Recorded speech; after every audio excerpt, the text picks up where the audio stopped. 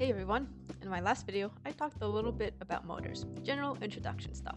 Today, I'll be talking about a more important topic, motor selection. Choosing the right motor is extremely important because choosing the wrong motor means you'll be wasting money on broken motors, and motors ain't cheap, boy.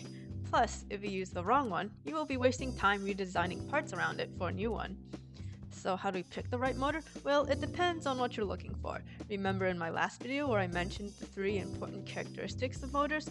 You pick your motor based on those characteristics. To recap, they are torque, which is the strength of the motor, speed, which is how fast the motor can spin, power cost, which is how much electricity the motor uses to move.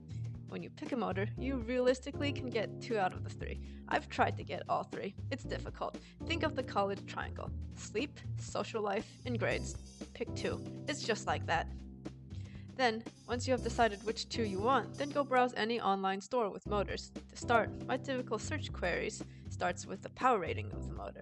Typically, this is 6 to 12 volts. Some example searches would be 6 volt DC motor or 12 volt DC motor. After that, I then view the specification sheet of the motor.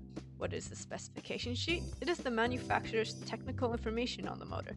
There is no standard format, but the 3 important characteristics should be on there.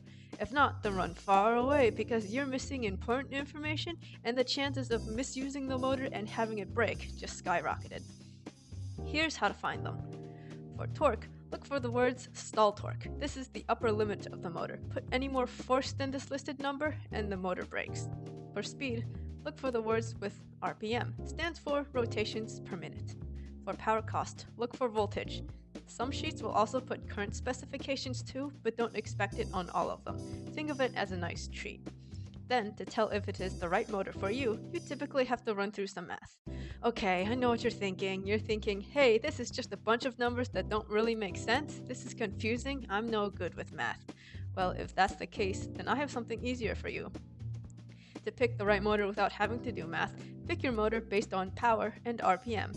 Power is important because it dictates how big of a battery you will need to power it, and let me tell you, batteries are heavy.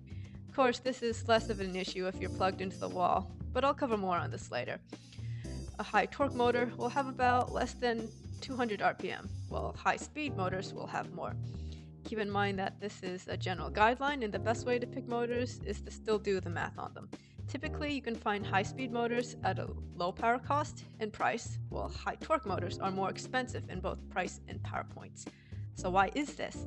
It's because DC motors are inherently speedy. To get more torque out of them, you need to gear them, which is what I will be covering in my next video.